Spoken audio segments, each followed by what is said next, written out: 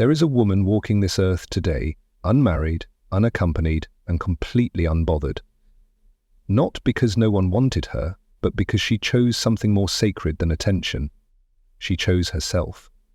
Society looks at her and rushes to judgment. Some call her lonely, others call her lost, but the truth is far deeper and far more uncomfortable for most to accept. She is not broken.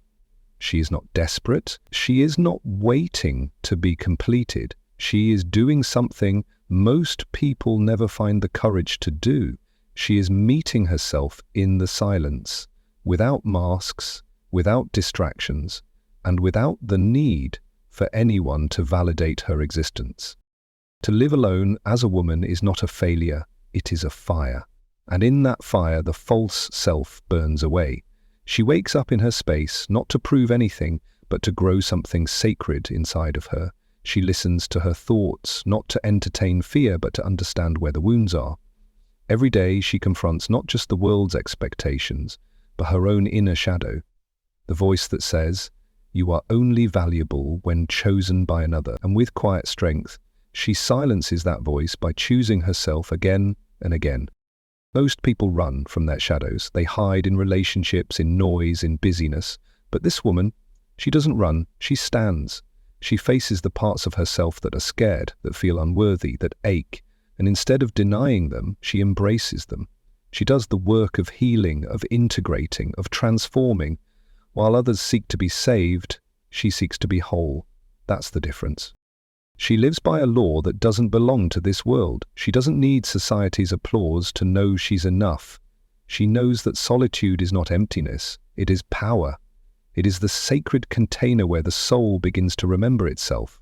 She is not anti-love, not anti-man, not anti-family, but she refuses to sacrifice her peace just to wear a title. If love comes, it must match her wholeness, not exploit her loneliness. If a man comes, he must know she does not need him, she chooses him, and that is the kind of love that terrifies the insecure. Her life is built on inner ritual. She doesn't wait for Valentine's Day to be celebrated. She lights candles on ordinary nights. She dances barefoot in her kitchen. She talks to God like a friend. Her solitude is sacred, not a prison, but a sanctuary. Her home reflects her spirit. Her peace is earned. Her independence is not rebellion, it is revelation. She is not frozen in time, waiting to be rescued. She is in motion. She is becoming. While others look for a partner to complete them, she is becoming so whole that any partner must come complete as well. She isn't waiting for a fairy tale, she is writing her own myth. A story where the heroine saves herself, loves herself, knows herself, and honors herself. So let the world misunderstand her. Let them gossip about her singleness, pity her quiet home, or question her choices. Let them try to fit her into boxes she's already burned.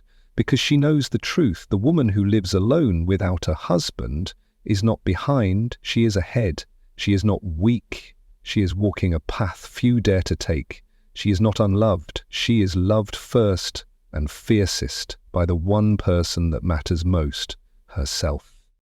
She is rare, she is sacred, she is powerful, and she is rewriting what it means to be a woman in this world. Not dependent, not desperate, not defined by who chooses her, but defined by who she becomes when she chooses herself. That is the truth about women who live alone, and that truth is not a tragedy, it's a triumph. Solitude has been misrepresented for centuries, especially when it is inhabited by a woman. Society sees a woman alone and assumes she is waiting for someone, that she must be incomplete, that her story is unfinished. But what if the story has already begun, just not in a way the world understands? Solitude is not the absence of connection, it is the presence of deep inner awakening. It is not a punishment, it is an initiation. And for the woman who lives without a husband, her solitude is not a symbol of loss, but a declaration of power. It is not a life half-lived, but a life deliberately claimed. While many are terrified by the quiet that comes with being alone, she has made peace with it. While others rush to fill their emptiness with distractions, she sits with hers until it becomes full. And in that fullness, she discovers that what others call loneliness is often just the space where truth begins to speak. There is a sacred rhythm to being alone that only the brave understand. The woman who lives without a husband does not fill her space with artificial noise, she fills it with presence. She walks through her home not looking for something to fix her, but noticing what rises within her. There, in the stillness, she meets her thoughts without judgment. She listens to her fears, not to be ruled by them, but to understand where they came from. She encounters the broken parts of her story not with shame, but with the curiosity of a soul ready to grow. It is in solitude that she finally has the room to ask the deepest questions. Who am I without a role to perform? Who am I when no one is watching? What do I truly want when there is no one telling me what I should need? She doesn't escape these questions, she honors them, because she knows that in the answers she will find something more powerful than approval. She will find self-acknowledge, she will find herself. And the self she meets in solitude is not fragile, not small, not desperate. It is vast, it is ancient, it is wise. And from that self she begins to live, not according to the stories passed down to her about what a woman should be, but according to the truth rising from within her, one silent morning at a time. The woman in solitude begins to realize that she is not outside the world, she is beyond its illusions. She is not excluded, she has simply stepped away from the noise, so she can hear the truth of her own voice. And that voice does not beg to be chosen, it does not ache for rescue, it does not cry out for completion, it whispers with calm certainty, I am already whole. There is a certain silence that follows a woman who lives alone. It is not the silence of emptiness or sadness, it is the silence of presence. Yet the world misunderstands it. To those watching from outside, her quietness is alarming. They interpret it as loneliness. They assume it signals a void. But what they fail to see is that her silence is not a symptom of lack. It is the evidence of depth. She is not loud because she does not need to prove herself. She is not constantly speaking because she has learned that the most powerful truths are spoken inwardly. The world around her, constantly buzzing, moving, talking and chasing, cannot comprehend the stillness she holds. They think she is waiting for life to happen, but in truth she is already living at a level they have yet to touch. Her silence is the sound of her listening, to her own heart, to the patterns in her life, to the unspoken needs that were drowned out when she was surrounded by others. In the past she may have given her voice to too many people, spread her energy too thin, tried to fit into too many spaces that demanded performance over authenticity. But now, in this season of aloneness, she has pulled her spirit inward, not to disappear but to remember. The silence she holds is a sacred act of retreat, not withdrawal. It is a declaration that says, I no longer need to be seen to feel real. I no longer need to be heard to know my value. I no longer need to explain my choices just to make others comfortable. The world, addicted to noise and stimulation, cannot process this kind of self-possession. It looks at her and asks, why aren't you talking? But she is talking, just not in ways they recognize. Her eyes speak, her energy speaks, her boundaries speak, her peace speaks, her lack of neediness speaks volumes. And in that quiet power she is not diminished, she is magnified. She has learned that real confidence does not announce itself, it radiates. And real wisdom doesn't scream for attention, it flows beneath the surface, calm and unmoved by the chaos above. Her silence is not a gap in her life, it is a wall that protects her from unnecessary noise. It is a boundary that keeps her from being consumed by shallow relationships and surface-level conversations. It is a sanctuary where her soul meets her purpose without interruption. And while others misread it, while they wonder if she's sad or lost or hiding, she is doing the deepest work of all, becoming grounded in herself. So the world can continue to misunderstand her.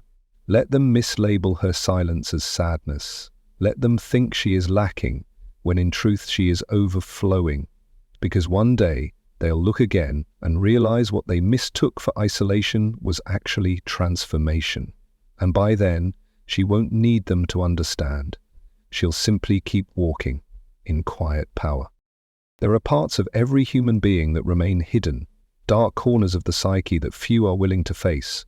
These parts are not evil, they are simply unknown.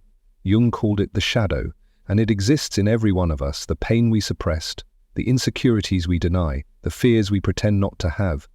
Most people spend their lives avoiding these inner truths. They run from discomfort, drown it in relationships, cover it in distraction. But the woman who lives alone, truly alone, without a partner, without the noise of dependency, she does something radical. She turns inward and confronts it. She does not run. She does not flinch. She sits in the dark with her own mind and begins the sacred work of looking at what she was never allowed to say out loud. In her solitude, there is nowhere to hide. There is no one to blame. There is no mask to wear.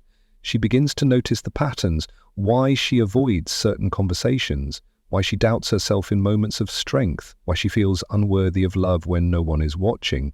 She uncovers memories that shaped her silently, words spoken to her as a child, relationships that mirrored her pain, decisions she made out of fear, not freedom. And instead of pushing these realizations away, she pulls them closer. She asks the hard questions. Why do I fear being alone? Why do I need to be needed? Why do I shrink when I should rise? And in the space between those questions and the answers, something holy happens. She begins to change. This is not the kind of work that comes with applause. No one sees it, no one cheers her on, but it is the most important work a person can do. Because when she faces her shadow, she reclaims parts of herself that were lost. She realizes that her anger was never wrong. It was a boundary crying out to be heard. Her sadness was not weakness. It was evidence that she still felt deeply. Her shame was never hers. It was handed to her by people who could not carry their own. In facing these truths, she does not become bitter. She becomes clear. She does not become cold. She becomes conscious. This is why her solitude is not a tragedy. It is a training ground. She is not just living alone. She is becoming awake. She learns that healing is not a straight line, but a spiral. She revisits old wounds, not to relive the pain, but to remove the lies. Every tear she cries is not a sign of fragility, it is a baptism. Every breakdown is not the end, it is a doorway. And the more she allows herself to see her shadow, the more she reclaims her light. She is not afraid of the dark within her anymore. She knows now that's where her power was hiding all along. There is a myth that surrounds the single woman, that she is suspended in time, waiting for life to begin, that her worth is deferred until a partner appears, that she is in a temporary state of incompletion, as if she exists in a hallway between two real destinations. But the woman who lives alone, without a husband, knows the truth. She is not waiting, she is becoming. Her life is not a holding pattern, it is a path. She is not standing still, she is deep in motion, just not in a way the world is conditioned to recognize. Her becoming is internal. It is invisible to those who only measure progress by milestones like marriage or motherhood. She is not collecting external achievements. She is cultivating inner mastery. While others move from one relationship to the next, fearful of being alone, she has chosen a different route. She has decided to pause, not because she is afraid to love, but because she refuses to love from a place of unworthiness. She knows that until she understands herself, she will only attract reflections of her confusion. So she commits to the process of knowing herself deeply, not just the version she shows to the world, but the version that cries in private, that doubts, that hopes, that fears. She does not numb her questions, she embraces them. She does not silence her intuition, she sharpens it. This becoming is slow, sacred, and sometimes agonizing. It means watching others take shortcuts she will not take. It means turning down attention that does not honor her spirit. It means sitting with the ache of desire and not settling for imitation love to soothe it. But she has learned that false connection is more dangerous than solitude, so she waits. Not passively, but actively. She builds, she creates, she transforms. Each day is a step forward, not towards someone else, but toward herself. She is not shaping herself to fit into someone's life. She is shaping herself to fit her own destiny. In this becoming, she is not asking for permission. She is no longer interested in being chosen. She is interested in choosing, not out of desperation, but out of discernment. She is becoming the kind of woman who does not chase love, but magnetizes it. And when love finally arrives, if it ever does, it must find her whole, not half. It must find her complete, not waiting to be rescued. The woman who lives alone is not incomplete. She is in the middle of alchemy. Her loneliness is not a void, it is a womb. Something new is forming inside her, an identity unshaped by expectation, untouched by approval. She is not a blank page awaiting someone else's story. She is the author of her own, and though the world may not see the quiet transformation unfolding behind her closed door, one day they will, because becoming is slow, but it is unstoppable. There is a profound difference between living for others and living from within. The woman who lives alone without a husband has crossed that invisible line. She no longer shapes her life to perform, to impress, to belong. She shapes it to reflect her truth, her values, her inner alignment. Her life is not a stage built to keep up appearances. It is a mirror, polished by solitude, that reveals who she truly is beneath all the roles and responsibilities the world tried to place on her. While others may contort themselves to meet the expectations of family, culture, or religion, she has stepped away, not in rebellion, but in reverence. Reverence for the soul's calling that cannot be fulfilled by imitation. She knows now that performance is exhausting. It demands a constant script, an unspoken pressure to be desirable, agreeable, convenient. But when a woman begins to live alone, truly alone, she is finally free from the noise of approval, and in that quiet she starts to see herself clearly, no longer defined by who she is to others, no longer a daughter trying to please, a partner trying to earn love, a friend trying to be enough. She becomes someone who belongs to herself. Her actions begin to flow from intention, not obligation. Her choices are not rehearsed, they are real. This shift is not always visible from the outside. She may still go to work, attend gatherings, live in the world, but something internal has changed. She no longer asks, "What will they think?" She now asks, "Is this true for me?" That question changes everything. It changes how she dresses, how she speaks, who she allows into her space, and what she refuses to tolerate. Her life becomes quieter, simpler, but far more authentic. The need to impress dies, and from its ashes rises the desire to align. And this authenticity has a cost. Some relationships fall away, some people become uncomfortable around her, not because she has become distant, but because she has become too real. She no longer mirrors their illusions, she mirrors their truth. And truth, when reflected back at those still hiding, can feel threatening.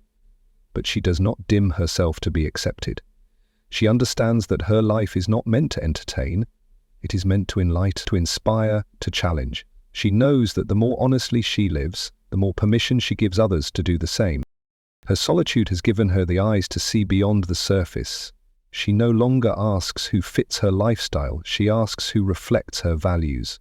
She no longer seeks connection for validation, she seeks it for resonance. She has become a woman who doesn't need to perform because she has nothing to prove. And the life she's building, quiet and often unseen, is not hollow, it is rich, rooted, because when a woman stops living for applause and starts living in truth, her life no longer imitates the world, it becomes a mirror of the soul.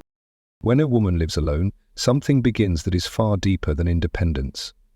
It is not just the absence of a husband, of a partner, of another voice in the room. It is the presence of a new clarity. In that silence, in that space where she belongs only to herself, she begins to notice patterns. Not just in her own life, but in the lives of the women who came before her. She starts to see the cycles. Unloved mothers, silenced daughters, women who abandoned their dreams in the name of duty, who settled for survival instead of choosing themselves. And something inside her whispers, "It stops with me." She realizes that her solitude is not just a personal chapter, it is a spiritual assignment. She is not just alone to rest, she is alone to repair. Without distraction, she feels the echoes of generations, the voices of women who never spoke their truth, the emotions that were buried to keep families together, the pain that was normalized so long it became invisible. She feels it all now, and though she didn't cause these wounds, she has chosen to heal them. Not through anger, but through awareness. Not through blame, but through boundaries. She sees how patterns of people-pleasing, self-abandonment and silence were handed down like invisible heirlooms. But instead of wearing them like jewelry, she sets them down. She asks the questions no one else dared to ask. Why did the women in my family always shrink? Why did they stay when they should have left? Why did love always look like sacrifice? These questions do not come with easy answers, but she doesn't need easy, she needs truth. And the truth is, her healing is not selfish, it is sacred. Every time she says no without guilt, every time she rests without apology, every time she chooses joy without permission, she is breaking a chain. Every time she speaks honestly, holds a boundary, chooses herself, she is creating a new template for what it means to be a woman in her lineage. Others may not understand what she's doing, they may call her distant, difficult, or different, but that's because she's not repeating the past, she's transforming it. This is the work that happens in silence, this is the quiet revolution. Not everyone will see it, not everyone will praise it, but it matters, because the woman who chooses to live alone is not doing less, she's doing deeper. She is no longer trying to fit in, she is trying to break free. And every tear she sheds, every memory she unearths, every habit she rewrites, becomes a seed of freedom planted in the soil of her future. One day, whether through her words, her example, or the peace she radiates, others will feel the shift. They will live lighter because she carried what no one else could bear to face. She lives alone, but she is never just one. In her body lives the stories of many, and through her courage, a new story is being written. And so to the outside world, she may seem quiet. Her home may echo with stillness. There is no ring on her finger, no partner by her side, no audience to cheer her on. But what the world cannot see is that this woman, this solitary, inwardly rich woman, is undergoing a transformation that no noise could ever produce. She is not weak for being alone, she is strong enough to face herself. She is not empty, she is full of wisdom, memory, healing, and truth. Her life is not frozen in waiting, it is flowing in becoming. She is not hiding from the world, she is creating one that finally reflects who she really is. While others perform, she reflects. While others chase, she chooses. While others hide in noise, she listens in silence. Every choice she makes from this sacred space of solitude is not a step away from love, it is a step toward real love, the kind that begins within and radiates outward, the kind that is not rushed, not performed, not earned, but simply lived. This woman does not need rescuing, she has already rescued herself. She has sat with her shadow, rewritten the story of her lineage, peeled back the layers of false identity and emerged, not with applause, but with peace. And peace is the loudest sign of power there is. To those who see her, admire her stillness.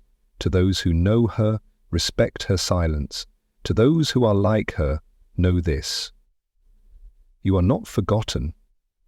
You are not behind. You are not missing anything. You are rising inwardly. You are evolving spiritually. And you are healing what others left broken.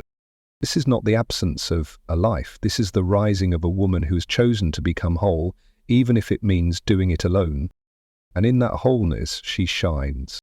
She becomes the light, not just for herself, actually for the world.